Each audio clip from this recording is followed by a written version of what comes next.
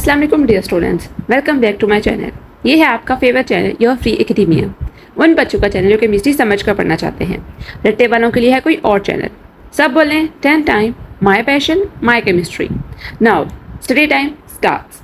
Okay बच्चों, आज की वीडियो जो है वो बहुत बहुत इंपॉर्टेंट होने वाली है, क्योंकि आज की वीडियो में बेसिकली हम डिस्कस करेंगे मेन चीज़ जो कि हाइड्रोकार्बन्स की मीन्स के अल्केन्स अल्कीन अल्काइंस की बुनियाद है। हम डिस्कस करेंगे कि इनको ये क्यों कहा जाता है। ठीक है, बेसिकली यहाँ पे जो फोकस करवाया गया है वो अल्केन्स के ऊपर करवाया गया, लेकिन मैं थोड़ा थोड़ा आपको अल्कीन्स और अल्काइंस के बारे में बताऊंगी ताकि आप लोगों को आगे जाकर कन्फ्यूजन ना हो। तो आप लोगों ने वीडियो एंड तक देखनी है, बहुत इंपॉर्टेंट वीडियो होगी। ठीक है, स्किप करके बिल्कुल नहीं देखनी है, पूरी वीडियो देखनी है। बच्चों हम स्टार्ट करते हैं अपनी वीडियो। बच्चों आपको पता है जो अल्केन्स होते हैं वो एक हाइड्रोकार्बन्स की टाइप है, लेकिन इनको हम सैचुरेटेड हाइड्रोकार्बन्स कहते हैं। क्वेश्चन यहाँ पे ये रेज होता है कि इनको हम सैचुरेटेड हाइड्रोकार्बन्स क्यों कहते हैं। बेसिकली अल्केन्स के अंदर आपने देखा होगा सिर्फ और सिर्फ सिंगल बॉन्ड प्रेजेंट होता है। इस सिंगल बॉन्ड की प्रेजेंस की वजह से सेपरेशन हो जाती है, मीन्स कि वहाँ पर किसी भी चीज़ की कॉम्बिनेशन नहीं होती है। जब भी आप किसी एटम को किसी एलिमेंट को रिमूव करते हो तब वहाँ पर डबल बॉन्ड और ट्रिपल बॉन्ड आता है, लेकिन जब सारे के सारे एटम और एलिमेंट प्रेजेंट होते हैं तो वहाँ पर सिंगल बॉन्ड आता है। तो इस वजह से हम कहते हैं कि अल्केन्स जो है वो क्या है, सैचुरेटेड हाइड्रोकार्बन्स है। उसके अलावा हम इनको पैराफिन्स भी कहते हैं। पैरा का मीनिंग होता है लिटिल और एफिन का मतलब होता है एफिनिटी। अल्केन्स हमारे पास ऐसे हाइड्रोकार्बन होते हैं जिनकी लिटिल एफिनिटी होती है। एफिनिटी से मुराद क्या होता है, हमने पहले पढ़ा हुआ है। एफिनिटी से मुराद ये होता है किसी भी एटम या किसी एलिमेंट की दूसरे एटम या एलिमेंट के साथ अट्रैक्शन को एफिनिटी कहा जाता है। एक तो अल्केन्स सैचुरेटेड होते हैं, इस वजह से इनकी एफिनिटी लेस होती है, और दूसरी रीज़न ये है कि ये जनरली इतने ज़्यादा रिएक्टिव होते ही नहीं है। इनकी नेचर में रिएक्टिविटी शो ही नहीं होती है, इतने ज़्यादा रिएक्शन ये शो नहीं करते हैं रिएक्टिविटी वाले, इसलिए हम इनको इनर्ट भी कह सकते हैं, because they are non reactive.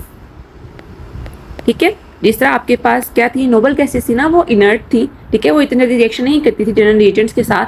Same इसी तरह अल्केन्स जो होते हैं हमारे पास वो भी इनर्ट होते हैं, इतने ज़्यादा रेडिली एक्टिव नहीं होते, नॉट रेडिली एक्टिव।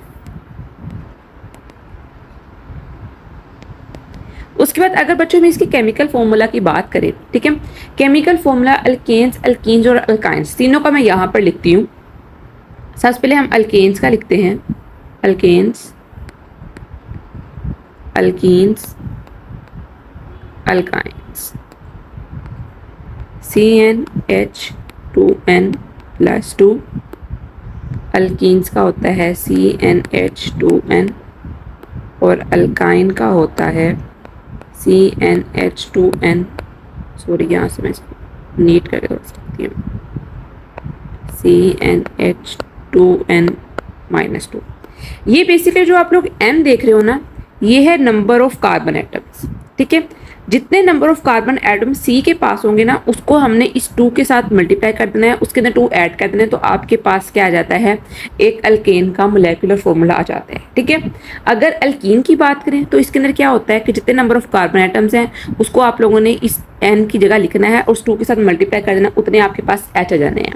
अगर अल्काइन की बात करें, अल्केन के अंदर हमने 2+ ऐड किए थे, अल्काइन के अंदर आप लोगों ने 2- कर देने हैं, तो इससे वो सब्ट्रैक्ट हो जाएंगे। अब ये क्वेश्चन रेज होता है कि किस तरह इनको असाइन किया जाता है, किस तरह इनकी डिफरेंट आगे क्लासेस बनती हैं। आपको पता है कि हम मीथेन, इथेन, प्रोपेन पढ़ते हैं। ठीक है, ये अल्केन के टाइप्स हैं। अगर अल्कीन का आ जाएगा तो सिर्फ और सिर्फ यहाँ पर ईन चेंज हो जाएगा। कैसे आता है, इथीन, प्रोपीन, ब्यूटीन। ठीक है, अगर अल्काइन की बात करें तो ये हो जाएगा इथाइन, प्रोपाइन, ब्यूटाइन, ठीक है, पेंटाइन। इस तरह करके आप लोग इसको लिख सकते हो। अब देखो क्वेश्चन ये रेज होता है, ठीक है, कि इनका मोलेकुलर मैस के ऊपर फिर आगे कंपाउंड्स के ऊपर क्या फर्क पड़ता है। आप लोग फिलहाल ये अल्कीन्स और अल्काइंस को थोड़ी देर के लिए स्किप कर दो। ठीक है, मैं इसको बाद में आपको समझाऊंगी। अभी हम अल्केन्स पे फोकस करते हैं, मेन फोकस, क्योंकि आगे बुक के ऊपर भी यही मेंशन किया हुआ है। ठीक है, सेम इस तरह अल्कीन्स और अल्काइंस के बाद हाल भी वही होगा जो अल्केन्स का मैं आपको पढ़ा रही हूँ। ठीक है, अब देखो सपोज हमारे पास मीथेन है, इसका फॉर्मूला क्या होता है, CH4। ठीक है, अब देखो यहाँ पर कितने कार्बन है आपके पास CH4 के अंदर, एक कार्बन है। आप लोग इसके अंदर अल्केन के अंदर आप लोग अपना इसका फॉर्मूला डाल के देखो तो आप लोगों के पास ये वाला मोलेकुलर फॉर्मूला आ जाएगा। सपोज हमने बनाना है इथेन, इथेन के अंदर हमारे पास 2 कार्बन होते हैं, ठीक है। तो अगर हम फॉर्मूला लगाएं C2H2 × 2 + 2, तो देखो आप लोगों के पास क्या बनता है C2H6। क्या ये इथेन का फॉर्मूला नहीं बन रहा? तो सारी की सारी सीरीज जो कि मीथेन, इथेन, प्रोपेन, ब्यूटेन से स्टार्ट होती है, जिसके अंदर हम ये एडिशन कर देते हैं CnH2n+2 के अंदर, ठीक है, ये कहती है होमोलोगस सीरीज। ये बेसिकली क्या होती है, एक होमोलोगस सीरीज होती है। कुछ इसके दरमियान डिफरेंसेस होते हैं, कुछ इसके दरमियान क्या होते हैं, सिमिलरिटीज होती हैं। और ये CH2, ठीक है, इस नंबर के साथ डिफर कर रही होती है।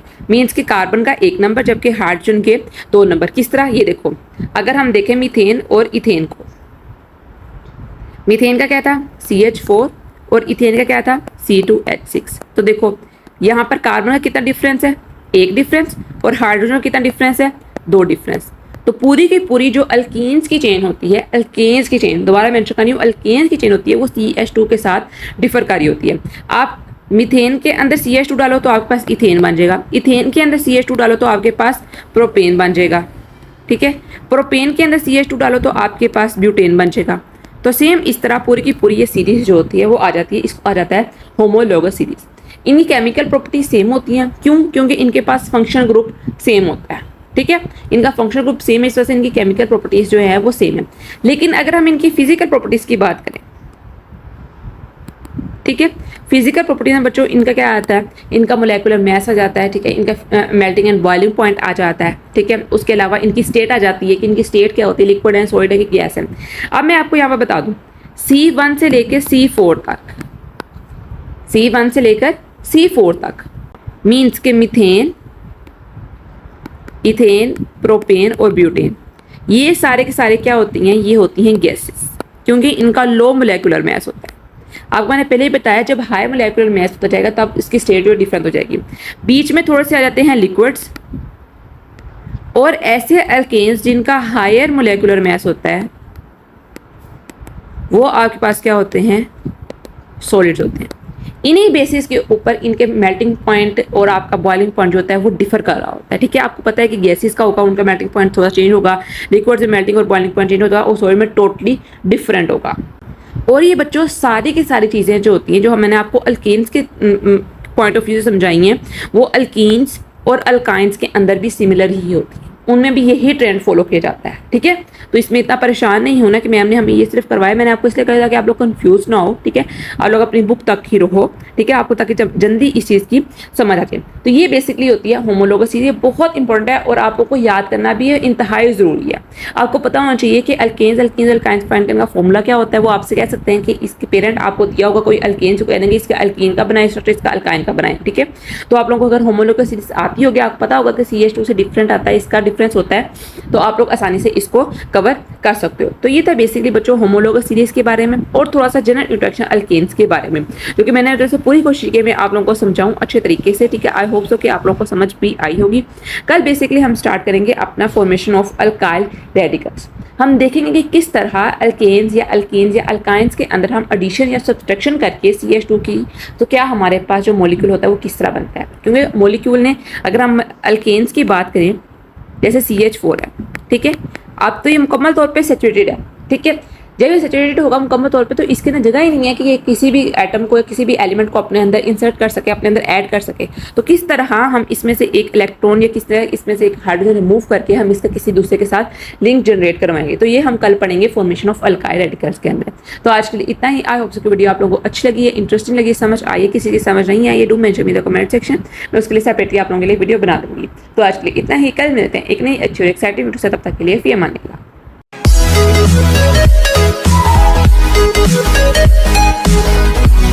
back.